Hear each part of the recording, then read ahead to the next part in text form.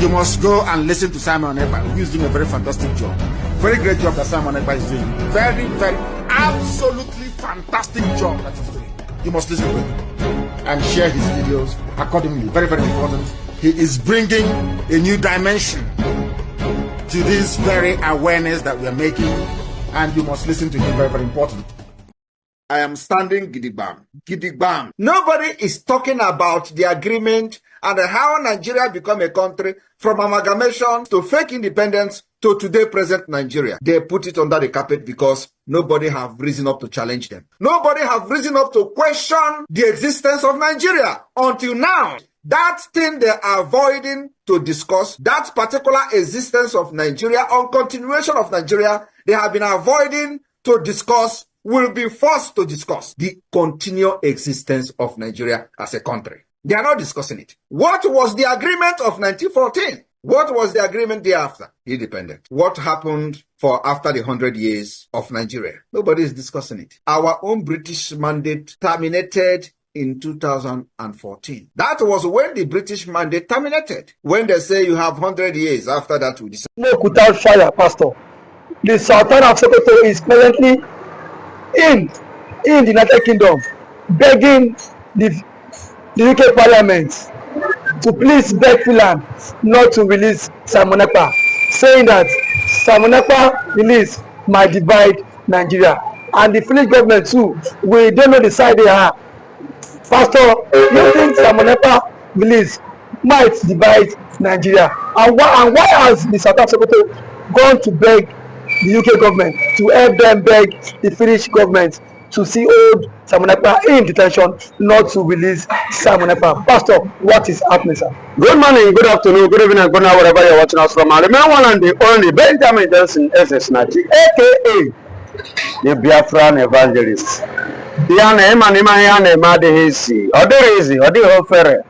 Yes, you know, Nigeria did not understand the gravity, the weight that Simon Ekpa carry. They did not understand the caliber, the weight that nnamdikanu carry. And they did not as well understand the weight of what their ambition is all about. For long, but now it's not telling on them. And they are now getting the clear message as things is going. If they like, let them travel to UK. If they like, let UK travel in them. The issue remains that Biafra is non-negotiable. Let them tell the Finnish government to continue acting foolishly. The Finnish government is yeah, they are acting foolishly. They are acting unwisely. But there is something I want to, you know, say to them as a message. My message to Finnish government is this: that no matter how or no matter their coalition with Nigeria, no matter how long they keep Simon Ekpa, one day freedom must be granted to Simon Ekpa. One day freedom must be granted. One day freedom must be granted to Simon Ekpa. And what is going to be is going to be. I want to liken it to the word of God. The Bible says in the book of Genesis chapter 15, and the Lord said to Abraham that thy seed will go exile, and that will spend how many years? 400 years. Despite the fact that the Lord God Almighty make a promise of 400 years, did they actually got their independence from exile in that 400 years? The answer is no. It added another 30 years before the Messiah was born. And that Messiah was Moses. You understand? And even when Moses was born, did they actually exit Egypt? No. Many years was added again before eventually they left Egypt. Today, that Israel you are talking about is one of the most powerful nations you can talk about in the world today.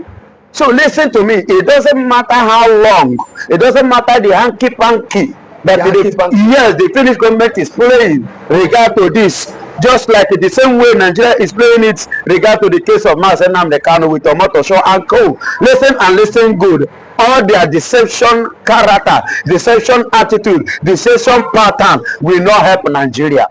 So if they let UK travel in them or let them travel to UK, what is going to be is going to be. At the end of the day, Biafra must exit from Nigeria, and Master nnamdikanu must be free, and Simon Ekpa must be free. But Pastor, Pastor, do you think Alexander Storm will succumb to this pressure? See, because now that UK is involved, and why is Sultan of Sokoto pushing this issue of one Nigeria? What hidden agenda do they have to keep this unity of Nigeria? But we know that they want to say that the unity of Nigeria is unnegotiable. But how true is that, sir? See, my beloved brother, do you know why they are still pushing for one Nigeria? Is because the national cake is coming from Biafra. The national cake, like how? You can see the oil that they are bragging everybody. See everybody now campaigning, every campaign. See what happened in River State. Was it not because of the oil that made Tinubu to declare state of emergency in River State, so that he can have access, to grab more money from the River State? You understand? What happened in River State? Was it enough for him to declare state of emergency, to remove a whole incumbent governor with his vice and remove them on seats? Was it constitutional? No. It was not constitutional, but it happened because of selfish interest, and that interest was no other interest than the money, the oil. Than the oil. That oil. What happened in Lagos here? Why didn't he declare state of emergency between Lagos State Governor and Obasa, the Speaker? What have been happening in Benue, Plateau, Killings? The killings. Was it not enough for him to declare state of emergency? Borno State, Ondo, and the rest. But why must he be River State? See, my brother, that national take, one Nigeria, was centered or is being centered on the oil, the resources that Nigeria is making from the east, which is the Biafra land. And as we speak now, as I'm talking to you now, if you go to Imo State, there is a project, a huge project that will become if not number one in the world. Before 1 to 3, you will count it. The project regard to gas exploitation. I call it gas exploitation, which the same British they are running to are involved because of what the issue that the Europeans, the Western Europe are having with Putin, Russia. Putin, Russia is a country that have the highest ladder of gas supply to the Europeans. So now other places now, the Igbo land, that Biafra land, and its Imo states. But so they want to run the gas line, the pipe from there down to Morocco. Northern part of, yeah, do you know that was why the British went to their convention and was conversing that they should give Morocco. I thought that Morocco have independence. I never knew that Morocco have never had their official independence. So he went and conversing for official independence of Morocco, so that they can use that opportunity to pass the pipe and enter and connect with Spain. Then when he reaches Spain, they will now distribute it. Are you hearing me? Yes. So that was why they are fighting for one Nigeria. If not for that resources, there wouldn't have been anything one Nigeria. But Pastor, are you of the view that one Nigeria can never be organized, and that the unity of Nigeria is sacrosanct? The unity of Nigeria is nonsense. Nigeria must be balkanized, must be destabilized. Why are you praying? Must be scattered. I'm praying for division. Yes, I'm praying for division, because it's only division that will make a good nation, a nation like Nigeria.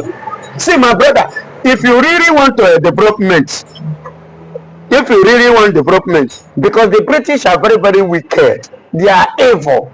Why did I say this? Do you know that in British they are running a regional government? But in Nigeria, being their own, the country that they colonize, they refuse to allow them to run regional governance. But that is what most people are saying, that British is another problem of Nigeria. Yes, they contributed 70% of Nigerian problem because they never allow us to run it, and that was what triggered to the civil war, the Biafran war. That's what triggered the civil war. Yes, of course, it was part of the Abuli Accord. I don't know if you have opened that chapter of Abuli Accord. These are the reason of the Abuli Accord. Everybody, govern your own side. Manage what is in your own region, then do what? Contribute a little to the federal purse.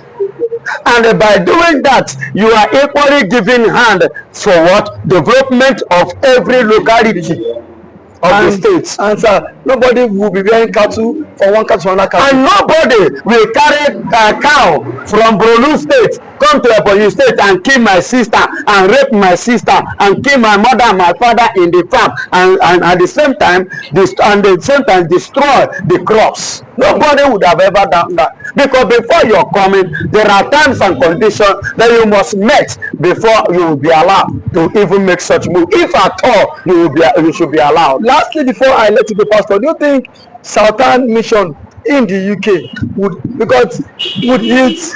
yield fruitfulness? Yeah. It will just in. See, it will yield fruitfulness for a while, because what makes the Southern the Fulanis claiming that they are born to rule was as a result of the handing over power which the British did when they are about to leave Nigeria, and of which they played in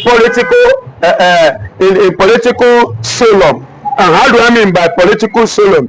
They came up with the ideology of conducting election. You know, it was in 1959 that the election was forcibly conducted in Nigeria, and it was at the same year and at the same time that the same election was at the same time rigged. You understand? So if you are hearing rigging of election in Nigeria today, it does not start today. It was the ideology of the British. The ideology of the British. That is why on this note I stand. When Tafa Balewa became the prime minister, while Zik was the ceremonial, and Zik stood up as a president, he wanted to pass instruction to Nigerian military and police. So he was cautioned and he was seriously called to the order that you don't have right to do that. You are just a ceremonial. That who has the power to do that, to issue such command? It was Tafa Balewa, not you. Do you see the game? And as at that time, and at the end of the day, what happened today is still playing in Nigeria. So the movement will favor him for a while. That is why I say for a while, because they believe that the North are very, very loyal to them. So they will partner with them just for a while, because breakup is coming. Biafra must go. Biafra must go. Pastor, thank you for that wonderful explanation. Thank you for always coming out to help you, sir. Fundamental human rights for everybody, it is necessary in Nigeria. It's cuts across. If you are poor or rich, there must be a fundamental human right that will always guide you and fight. Know your rights. So now the ICC has come out to say that Kanu homes was invaded by the Nigerian army, and that the Nigerian government did not obey Kanu fundamental human rights. A video was played to them in the ICC, and now Nigeria is in hot soup. Pastor, how can you react to this, sir? Yeah, good morning, good afternoon, good evening, and good night, wherever you are watching us from. I remain one of the only Biafran evangelists. Yes, it is now that the message is getting clear in the eyes of the international body, the people that matters. The people that matter. Yes, the ICC, what does it mean? International Criminal Court, isn't it? Yes. It has been played to them, and they now agreed that actually nnamdikanu, the right of nnamdikanu was actually violated by Nigerian government. I don't know if you're getting it. Yes, actually, this young man have rights to agitate. He have right to do what, to fight for the freedom of his people. But listen to me, you know, I told you that freedom is not given, but it's taken. And yes, it's taken. And freedom fighters doesn't come from poor or a greedy people. Are you listening to me? Sure. It's not given, neither does poor take it or greedy people take it. It is given to the middle class. The middle class take it, and the people that are not greedy are the people that takes freedom. People like nnamdikanu, do you know how many times Nigeria have given him an offer? Do you know the kind of offer they have given to him that makes him to say, even up to today, that he's still remaining there? And do you think that he accepted Nigerian offer, he would have left that place long ago before now, even under late Muhammadu Buhari tenure, the man that kidnapped him? I don't know if you're getting it. So brutal was used to brutalize nnamdikanu, to invade his home, and the lives and property was destroyed and taken. So it is time for Nigeria to pay for the atrocities which they have committed against the Biafra. So now the Nigerian government has been notified to send a representative to come and defend that allegation, sir. You think it is not an point of correction? It is not an allegation. Now, because it was a video being played at the ICC. It is not only by videoing or being played. It is something that still remains. Even as I speak to you now, come, let's go now. I will show you. You will see it by yourself. It still remains the way it is. But sir, do you think the government will respond to that call, sir? Listen to me. We are talking about international criminal court. It is not a local court whereby you can downplay, or you can downplay, whereby you can downplay, or whereby you can decide you can pick one person, you know, to come and be playing hanky panky with it as a game. You understand? There is a certain levels and certain constitutions and conditions that follows to everything that happens to anybody in the world, irrespective of your country. If you like, be an American citizen. Okay, are you hearing me? So if Nigeria like, let them respond. If they don't like, let them, you know, downplay it. But all these things are what are piling up against Nigeria. If Nigeria don't know, yeah, it's piling up against Nigeria. Piling up against Nigeria, because a day is coming when the men will rise up with all this. They are downplaying them, all these their games, all these their nonchalant attitude that they are giving regard to this case. A day is coming when all this will rise up against Nigeria, and it will cripple Nigeria. And it will cripple Nigeria. And it will cripple Nigeria wholeheartedly. See, that time there will be no need of a kind of debate much in the court. Immediately, they will scrap it and sanction Nigeria. Remember, before later Gaddafi died, there are so many things that played against Libya, between Libya and Italy, which Gaddafi stood up when he was alive. At the end of, didn't you see what happened? Italy quickly admits and decided to pay them a huge amount of money, which I don't know if they later paid, but I know that they have not, even if they pay a little, they have not paid all before Gaddafi died. But I don't think all this can stop the ongoing trial of nnamdikanu with all this evidence. See, with all this evidence, it will not stop the ongoing trial. They will continue to try, and they will continue to try, and he will continue to defend himself and continue to prove his rights, fundamental rights, which at the end of the day, nnamdikanu one day will still be free, and he will come out, and by the time he comes out, so far so good, all the things that have been played down, he will gather them together and then pick Nigeria. You see why I said that the day is coming when they will now use it against Nigeria. Nigeria will have no choice than to close. Now, Lateef Pagbomi has said they are not threatened, they are not moved by the video being played at the ICC. That see, it is the handwork of the evil people against the Nigerian state. It is not whether if you like to be afraid, if you like be scared, if you like don't be. But let me tell you, what the man is saying is a word of courage. If you say you are not afraid, you're a liar. You are afraid. How you know? They are afraid. See, there is I don't know if you have maybe have a confrontation with somebody. You know, you first of all use a word of intimidation to throw away fear from you. You understand me? You know, fear, you know, what defeats man is fear. When you allow fear to play first in you, you will be defeated before your opponent. In any fight. I don't know if you are maybe like all these boxers, you know, footballers and all the, you know, I could remember when Jose Mourinho was the coach of Chelsea. You know, before a match, a game be played, he will use mouth and finish that club with the opponent. So you understand, use the one mouth to finish the. So when you are now coming, you are, if you can't gather momentum, you cannot be able to play with Chelsea, and Chelsea are using it as an edge over their opponents that are, you know, that becomes threatened with Mourinho's kind of bragging as at that time. So that is what the man have just displayed. He's trying to cast outwards fear. Not that he has a huge influence against Nigeria. What happened has it? See, time is coming whereby Nigeria will be forced to do some things which they may not want to do. And so, lastly, sir, he also said it was not that invasion that spied Mazen Kanu parents. That Kanu parents died before the invasion. It's a lie. It's a liar. Mazen Kanu parents died. Tell us what happened was after that invasion and the kind of people that died through that process, the shock.